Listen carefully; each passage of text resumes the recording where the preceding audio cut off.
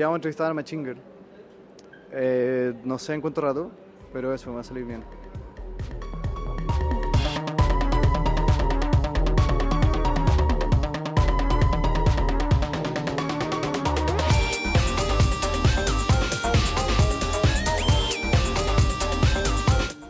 ¿Qué día hoy?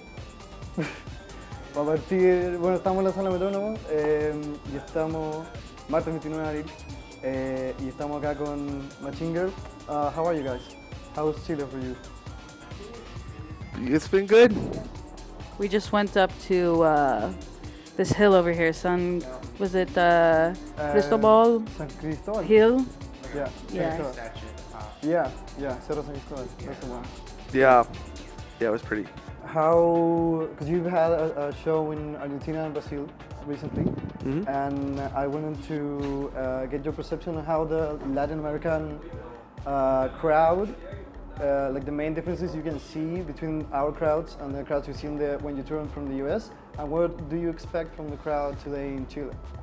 Well, I would say that there's definitely a lot more energy and like excitement from the crowds here than in the US, and maybe even in Europe. And it's not like that, you know, that the fans there don't sometimes wait outside or come early and like wait, but it's like the like level of the excitement, you know, is definitely something that's very different.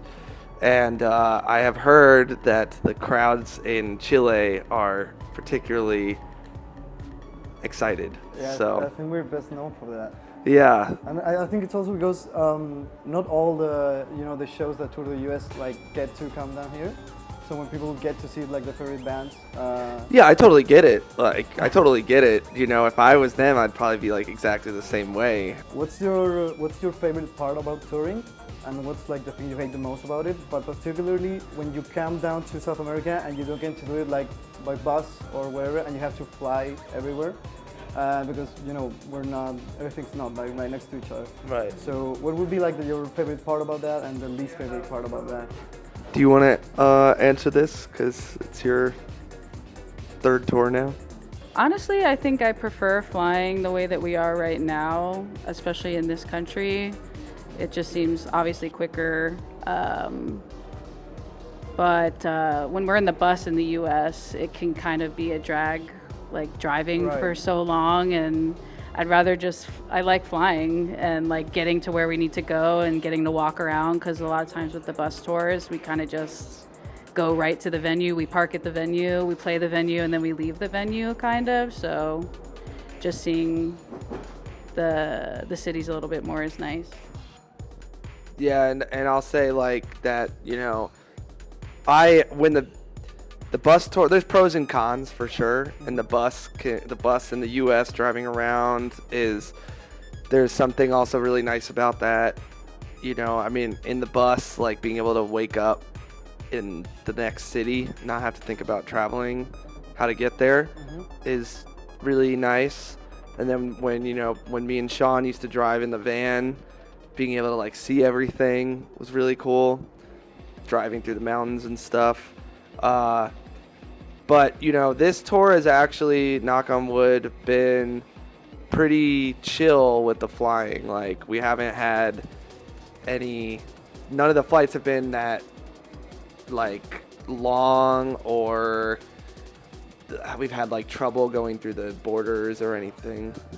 That's why I said knock on wood. But but yeah, it's been going smooth, and it's surprisingly been a very easy tour so far. Great.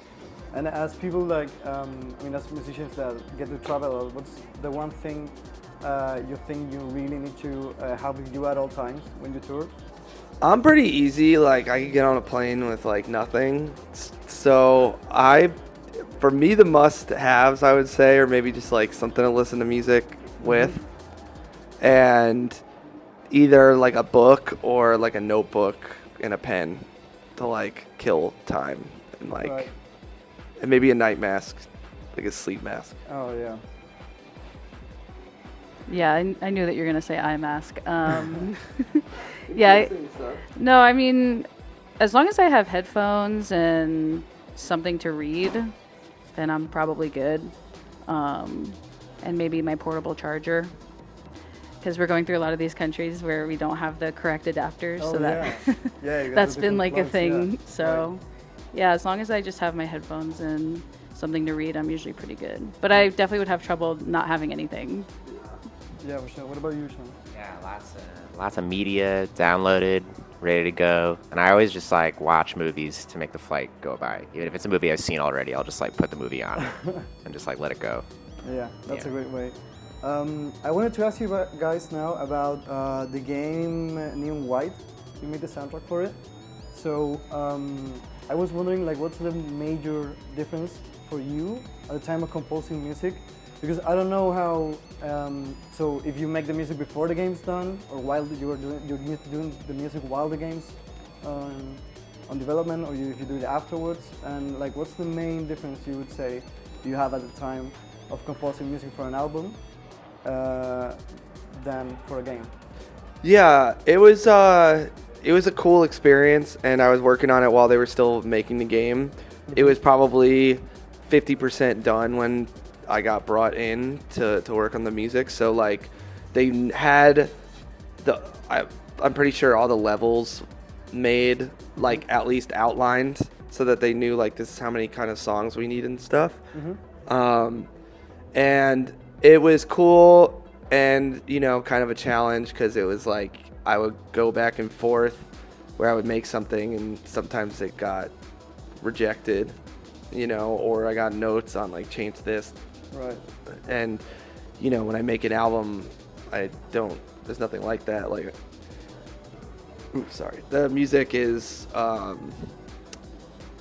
whatever I want it to be. So Right. it was, you know, there's more, you're on rails a little bit more, but it's kind of a cool challenge, you know? It was kind of fun a little bit being put into like a little more of a box.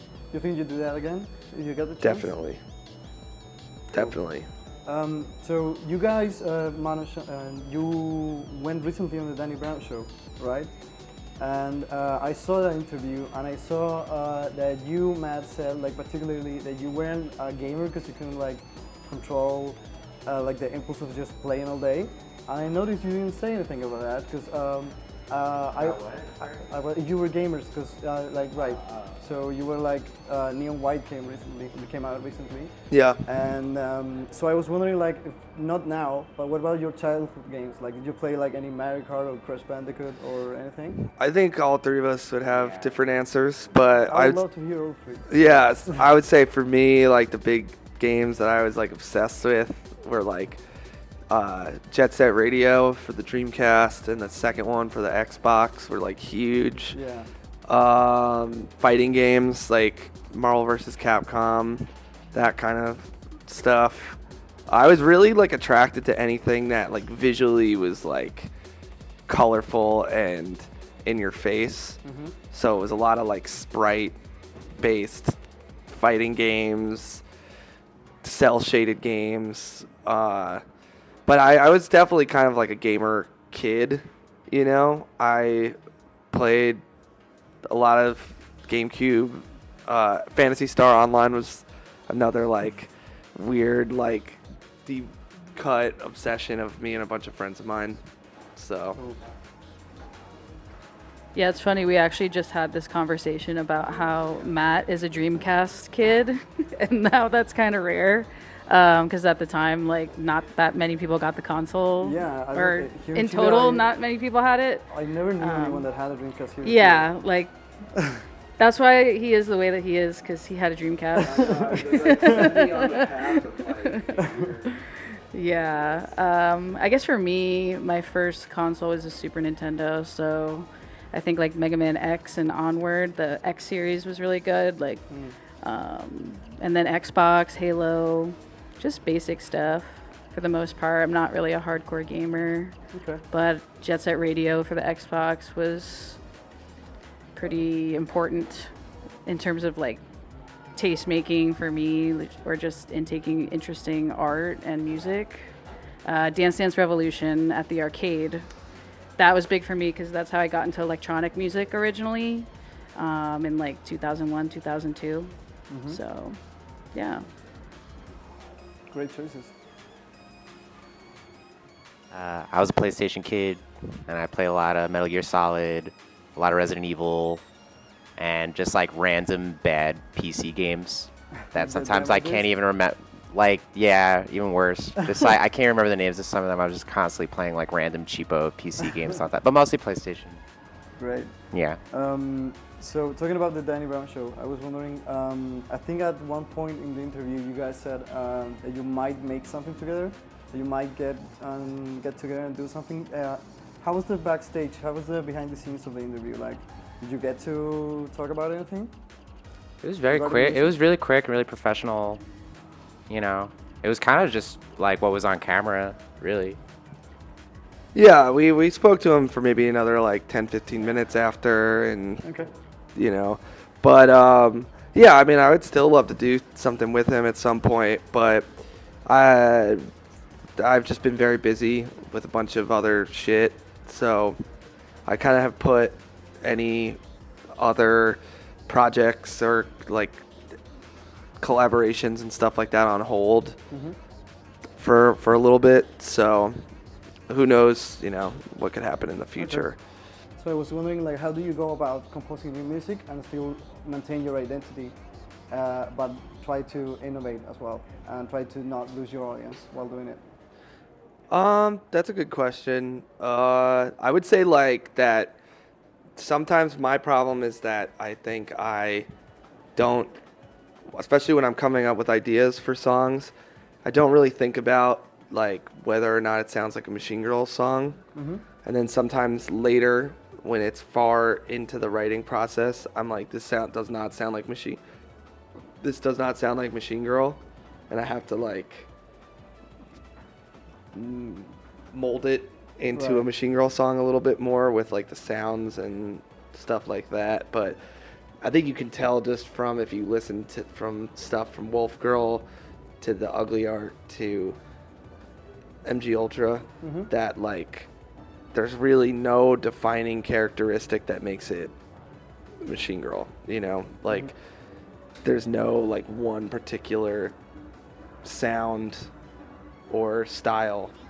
And you know, some of my favorite artists are artists that have always experimented and like just kind of done whatever they wanted, and that's like from the beginning been my MO. So like if we put out a country album, it wouldn't be that shocking, Right. you know.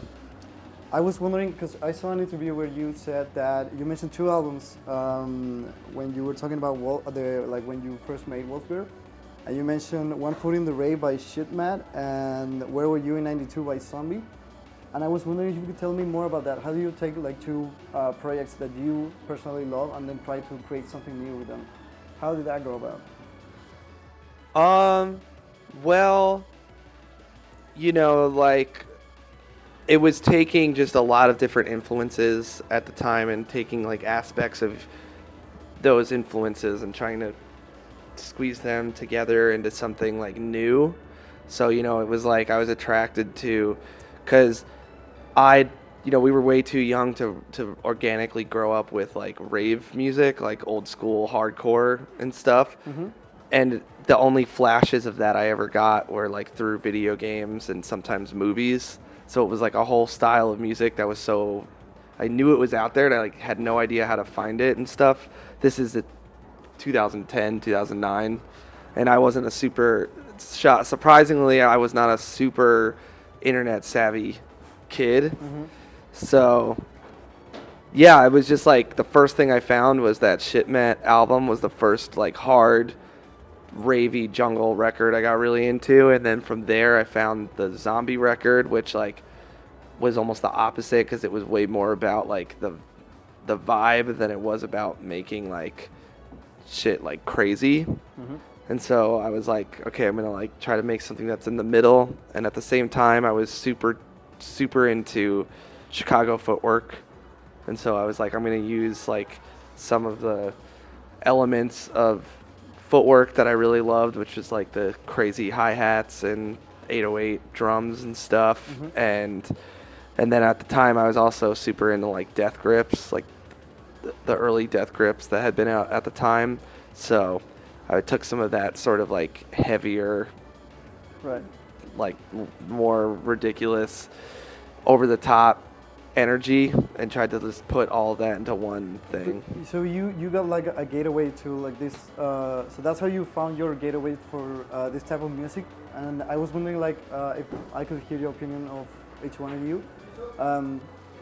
Because like kids play Tony Hawk and they get into Rage Against the Machine, and that's like their gateway to that kind of music. So I was wondering like, what do you think kids? What's the gateway for kids now to get into Machine Girl? TikTok. Yeah, I mean, TikTok's a big one, but YouTube, I guess Spotify. I don't really use Spotify, so I don't know. Playlists, I noticed that a lot of people, younger people, find music through SoundCloud playlists. Yeah. Just people making random playlists on there. Like my side project stuff gets a lot of views from just people adding it to playlists. And just being in a local scene, people telling you. I think that's the most important one.